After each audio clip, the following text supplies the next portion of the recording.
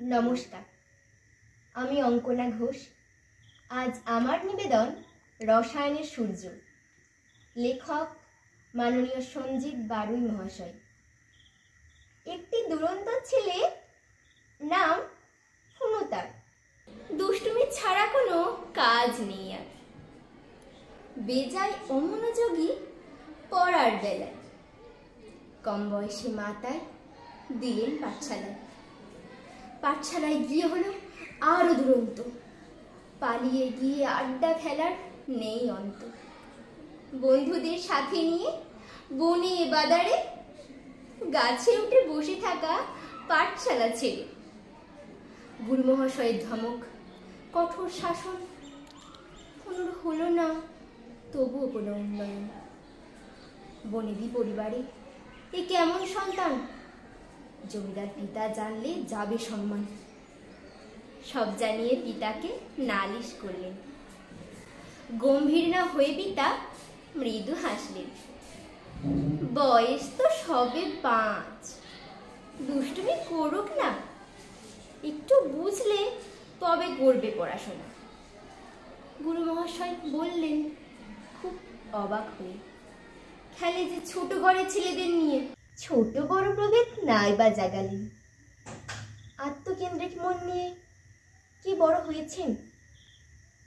এভাবে কাটলো আরো বছর 3-4।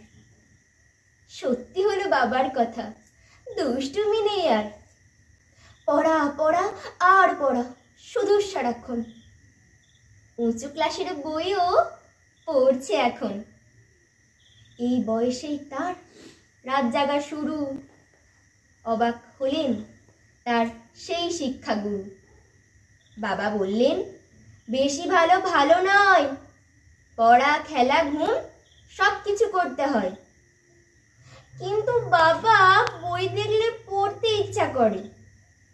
কি করে থাকি আমি বই না পড়ে?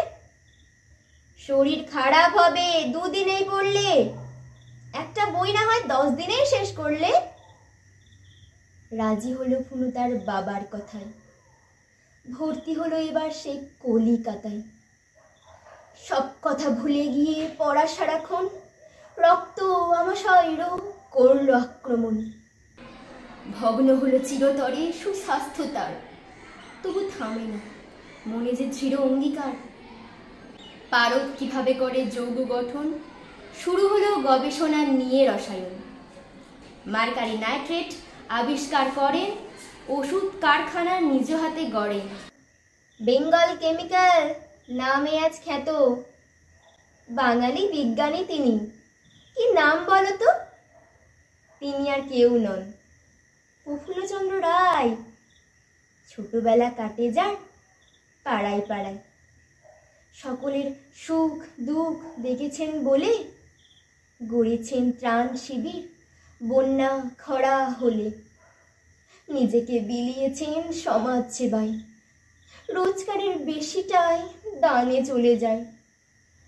শিক্ষার উন্নয়নে অকাতরে দান, কত গরিব ছাত্র তার পেল পরিত্রাণ। ইংরেজ শাসন তবু অধ্যাপনায়, প্রয়োজনে বোঝাতেন তিনি বাংলায়। নিজ হাতে গড়লেন কত জ্ঞানী গুণী, মেঘনাথ, সত্যেন্দ্রনাথ প্রমুখ বিজ্ঞানী। ভারতের রসায়নে তুমি যে সূর্য, তাই তো তোমায় নমি হে গুণী আচার্য। নমস্কার। নমস্কার। একটি দুরন্ত ছেলে, নাম ফুনুতার। দুষ্টুমি ছাড়া কোনো কাজ নেই আর, বেজায় অমনোযোগী পড়ার বেলায়। কম বয়সী মাতায় দিলেন পাঠশালা।